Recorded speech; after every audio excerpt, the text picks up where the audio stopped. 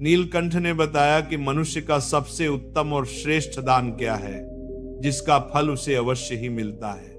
ये कहानी बहुत ही ज्ञानवर्धक और जीवन का मार्गदर्शन करने वाली है, इसलिए इसे पूरा अंत तक अवश्य सुनिए। एक वटवृक्ष पर एक नीलकंठ अपनी पत्नी के साथ रहता था। एक दिन की बात है, नीलकंठ और उसकी पत्नी भोजन कर रहे थे। तभी नीलकंठ की पत्नी की नजर एक बुजुर्ग किसान पर पड़ी, जो एक पेड़ के नीचे बैठकर भोजन करने जा रहा था। तभी वहां एक भूखा भिखारी आता है और उस बूढ़े किसान से भीख मांगने लगता है। उस बुजुर्ग किसान ने स्वयं भोजन न करके अपना खाना उस भूखे भिखारी को दे दिया। ये देखकर नीलकंठ की पत्नी ने नीलकंठ से कहा, हे प्रियवर, उस बुजुर्ग किसान ने खुद भोजन न करके अपना भोजन उस भिखारी को क्यों दे दिया? तब नीलकंठ बोले, प्रिय, प्रत्येक मनुष्य अपने जीवन में कुछ न कुछ दान करता है। कोई भोजन दान करता है, कोई वस्त्र तो कोई धन। लेकिन क्या तुम्हें पता है कि सबसे अच्छा और उत्तम दान कौन सा है? कौन सा दान करने से मनुष्य को सबसे बड़ा पुण्य मिलता है? इस पर नीलकंठ की पत्नी ने कहा, नहीं प्रियवर, ऐसा कौन सा दान है? नीलकंठ ने मुस्कुराकर कहा, प्रिय, ये बात मैं तुम्हें एक कहानी के माध्यम से बताता हूं। ये कहानी न केवल प्रेरणादायक है, बल्कि जो भी इसे ध्यान पूर्वक अंत तक सुनता है वह जान जाता है कि सच्चा और श्रेष्ठ दान क्या होता है और उसका महत्व कितना बड़ा है।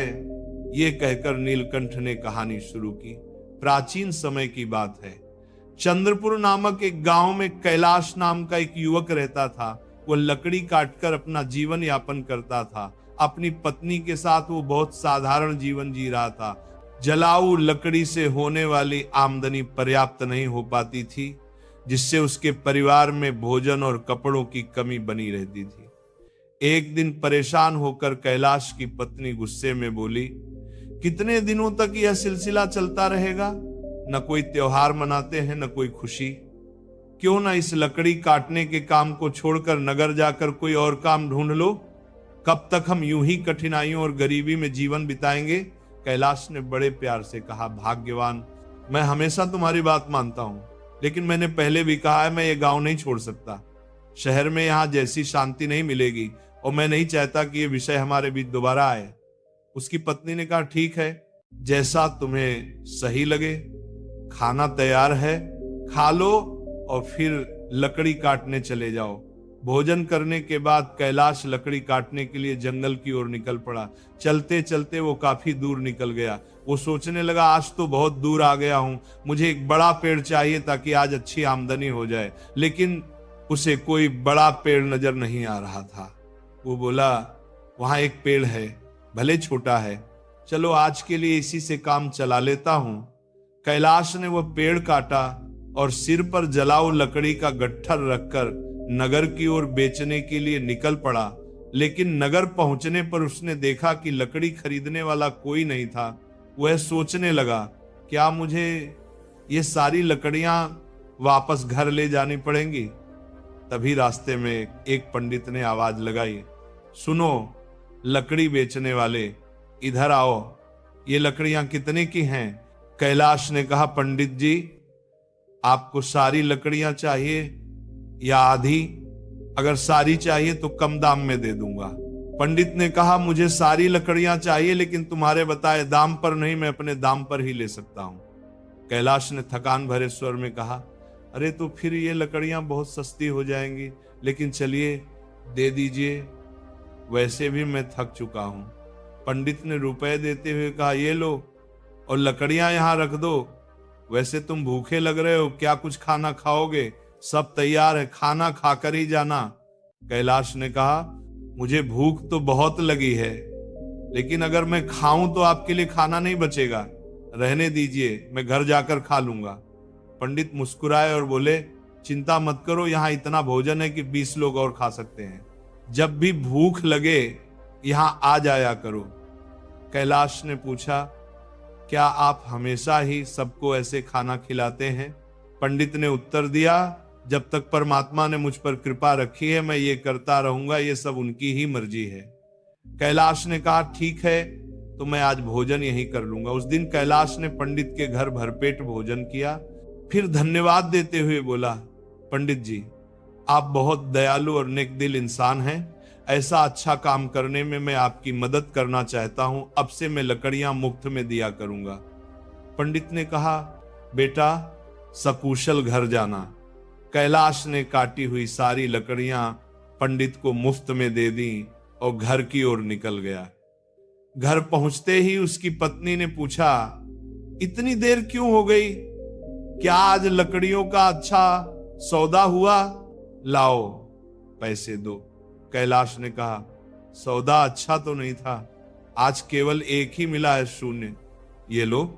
उसकी पत्नी आश्चर्य से बोली, क्या सच में तुम मुझे केवल शून्य दे रहे हो? मैंने सोचा था कि आज शायद 2 गुना कमा कर लाओगे, लेकिन तुमने तो आधे भी नहीं लाए। इतनी देर तक तुम क्या कर रहे थे? कैलाश ने कहा, मैं लकड़ियां बेचने गया था, लेकिन खरीदने वाला कोई नहीं मिला। फिर पास के नगर में धर्मपाल पंडित नामक एक विद्वान के घर चला गया। उनके यहाँ जो भी जाता है वे उसे प्यार से भोजन कराते हैं। ऐसे लोगों के लिए हमें कुछ करना चाहिए। उसकी पत्नी ने पूछा, हमेशा खाना खिलाते हैं? फिर तो वे बहुत अमीर होंगे, नहीं तो इतने लोगों को कैसे खिलाते होंगे? और तुमने उनकी मदद कैसे की?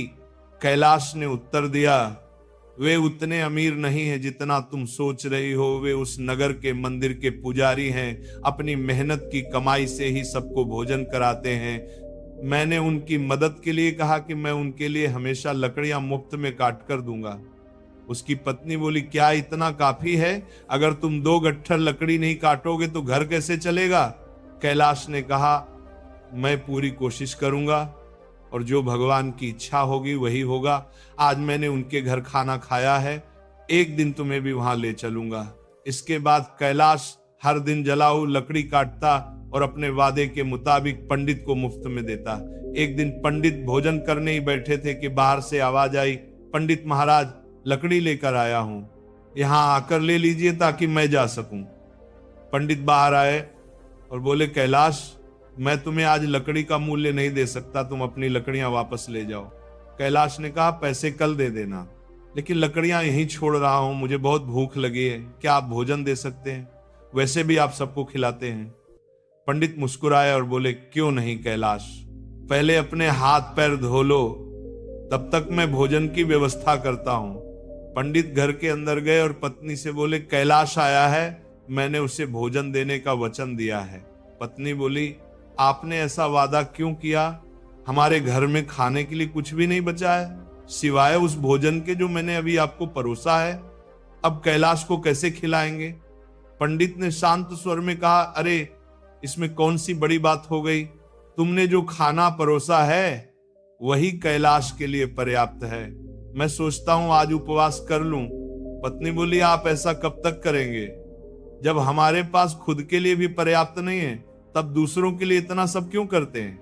ये सब कहां से आएगा? पंडित बोले, ईश्वर सब कुछ देता है, पहले कैलाश को भोजन परोस दो। मित्रों, पंडित ऐसे ही लोगों को भोजन कराते थे, भले ही उनके पास स्वयं के लिए कुछ न हो। कैलाश हर दिन जलाओ लकड़ी काटकर पंडित को दे आता था और पंडित हर बार उसे आशीर्वाद देते थे। लेकिन धीरे धीरे उसका घर कठिनाइयों में घिरने लगा। उसकी पत्नी बार बार कहती, हर दिन लकड़ी मुफ्त में दे आते हो तो घर कैसे चलेगा? कभी तो अपने लिए भी सोचो। लेकिन कैलाश ने हमेशा यही कहा, जिन लोगों के घर में भूखा कोई नहीं सोता वहां का चूल्हा भगवान खुद जलाते हैं, इसलिए चिंता मत करो। एक दिन वो जंगल में पहले से भी ज्यादा अंदर तक चला गया। सूरज सिर पर था, प्यास और भूख से वह बेहाल था। तभी उसने देखा एक साधु पेड़ के नीचे ध्यान में लीन है। कैलाश ने सोचा शायद इनके पास पानी हो। वह धीरे से साधु के पास गया और विनम्रता से बोला, महात्मन, क्या मुझे थोड़ा पानी मिलेगा? साधु ने आंखें खोली और बोले, पानी? ये तपस्थली है, यहां मैं 3 दिन से निर्जल तप कर रहा हूं, यहां पानी नहीं है पुत्र। कैलाश ने हाथ जोड़कर कहा, तो मुझे क्षमा करें, मैंने आपको परेशान किया। वह मुड़ ही रहा था कि अचानक उसके पैर में कांटा चुभ गया। उसने आह कहा तो साधु की ध्यानावस्था भंग हो गई। साधु क्रोधित होकर बोले, अरे दुष्ट, तूने मेरे तप में विघ्न डाला है, अब तू मनुष्य नहीं रहेगा, जाओ अगले जन्म में तू कुत्ता बनेगा। कैलाश घबरा गया। उसने तुरंत उनके चरणों में गिरकर कहा, महाराज, मैंने अनजाने में भूल की है, कृपया मुझे क्षमा करें, मैं तो केवल पानी की तलाश में आया था। साधु का हृदय पसीज गया। वे बोले, ठीक है, मेरा श्राप व्यर्थ नहीं जाएगा, परंतु यह भी सत्य है कि मैं अनुदान के बिना नहीं जाऊंगा, तू कुत्ता बनेगा, परंतु जब तू किसी भूखे प्राणी को बिना स्वार्थ के भोजन देगा, तब तेरा श्राप समाप्त हो जाएगा और तुझे अपना असली रूप वापस मिलेगा। ये कहकर साधु वहां से अदृश्य हो गए। जब कैलाश को होश आया तो उसने देखा कि वह अब कुत्ते के रूप में है। उसने भौंकने की कोशिश की, पर मनुष्य की आवाज नहीं निकल रही थी। उसे बहुत भूख लगी थी। वह नगर की ओर भागा, जहां लोगों ने उसे डंडे मारकर भगा दिया। थका हारा वह उसी पंडित के घर पहुंचा जहां पहले लकड़ियां दिया करता था। उसने देखा पंडित बाहर बैठे हैं। कैलाश के भीतर एक परिचय सी भावना जागी। वह पास जाकर उनके पैरों में सिर रख दिया। पंडित ने उसे देखा और बोले, अरे बेचारा, लगता है भूखा है। उन्होंने अपनी थाली से रोटी का टुकड़ा उठाया और कुत्ते को दे दिया। कैलाश ने उसे खा लिया और पंडित के चरणों में बैठ गया। पत्नी बोली, क्यों पंडित जी, ये कुत्ता अब यहां रहेगा क्या? ये तो गंदगी करेगा, इसे भगा दीजिए। पंडित ने कहा, नहीं, ये बहुत शांत है, लगता है इसे भी भगवान ने भेजा है, रहने दो। अब कैलाश उस घर में रहने लगा। हर दिन जब पंडित किसी भूखे को भोजन कराते, कैलाश पास में बैठा रहता और खुशी से पूंछ हिलाता। वह सोचता, काश मैं फिर मनुष्य बन पाता तो मैं भी भूखों को खाना खिलाता, लेकिन अब मैं केवल देख सकता हूं। एक दिन पंडित और उनकी पत्नी नगर के बाहर किसी गरीब परिवार को भोजन देने गए। उनके लौटने तक घर में केवल कुत्ता कैलाश था। तभी दरवाजे पर एक भिखारी आया। कोई है? 2 दिन से भूखा हूं। कैलाश के मन में साधु के शब्द गूंजे, जब तू किसी भूखे को बिना स्वार्थ के भोजन देगा, तब तेरा श्राप मिट जाएगा। वह अंदर भागा, मुंह में रोटी का टुकड़ा दबाया और बाहर आकर भिखारी के सामने रख दिया। भिखारी ने उसे उठाया, खाया और बोला, हे प्रभु, जिसने यह रोटी दी उसे सुख मिले। इतना कहते ही तेज प्रकाश फैला और कैलाश का कुत्ते का रूप समाप्त हो गया। वह फिर से मनुष्य बन गया, पहले से भी तेजस्वी और शांत मुख वाला। जब पंडित लौटे तो उन्होंने कैलाश को देखा और बोले, अरे तुम यहां कैसे? कैलाश ने सब कुछ बताया। साधु, श्राप, कुत्ते का जीवन और रोटी देने की घटना। पंडित भावुक होकर बोले, बेटा, तूने वही कार्य किया जो सच्चा दान कहलाता है, भोजन दान। वही सबसे श्रेष्ठ है आजन का, क्योंकि उससे न केवल शरीर तृप्त होता है बल्कि आत्मा भी तृप्त होती है। कैलाश ने सिर झुकाकर कहा, महाराज, मैंने जीवन भर जो सीखा वह एक बात है, जो बिना स्वार्थ किसी भूखे को भोजन कराए वही सच में भगवान का प्रिय होता है। नीलकंठ की पत्नी ध्यान पूर्वक पूरी कहानी सुन रही थी। जब कहानी समाप्त हुई तो उसने पूछा, प्रियवर, ये कहानी तो अत्यंत अद्भुत है, लेकिन आपने ये नहीं बताया कि इसमें सबसे श्रेष्ठ दान कौन सा माना गया। नीलकंठ ने मुस्कुराकर कहा, प्रिय, जिस प्रकार कैलाश ने बिना किसी स्वार्थ के भूखे को भोजन कराया, वही अन्नदान सबसे श्रेष्ठ दान है। क्योंकि धन देने से केवल व्यक्ति की आवश्यकता पूरी होती है, वस्त्र देने से केवल तन ढकता है, लेकिन भोजन देने से किसी की जान बचती है। और जो प्राणी के प्राण बचाए वह स्वयं देवताओं के समान होता है। उनकी पत्नी बोली, तो क्या बाकी सभी दान व्यर्थ हैं? नीलकंठ ने उत्तर दिया, नहीं, कोई भी दान व्यर्थ नहीं होता। हर दान का अपना फल है, लेकिन जो दान किसी भूखे के पेट में अन्न बनकर पहुंचता है, उसका पुण्य सबसे बड़ा होता है, क्योंकि वो सीधे ईश्वर को अर्पित माना जाता है। नीलकंठ ने आगे कहा, ध्यान रखना, जब भी तुम किसी भूखे को भोजन कराओगी तब ये मत सोचना कि तुमने दान किया है। ये समझना कि ईश्वर ने तुम्हें साधन बनाकर अपने ही अंश को तृप्त किया है। उनकी पत्नी की आंखों में आंसू आ गए। उसने कहा, अब समझ में आया कि वह बूढ़ा किसान जो अपना भोजन भिखारी को दे रहा था, वह किसी पुण्य आत्मा का कार्य कर रहा था, और मैं सोच रही थी कि उसने मूर्खता की। नीलकंठ मुस्कुराए और बोले, मनुष्य का सबसे बड़ा शत्रु उसका स्वार्थ है। जब वह स्वार्थ छोड़कर केवल सेवा करता है, तभी वह सच्चे अर्थों में मनुष्य कहलाता है।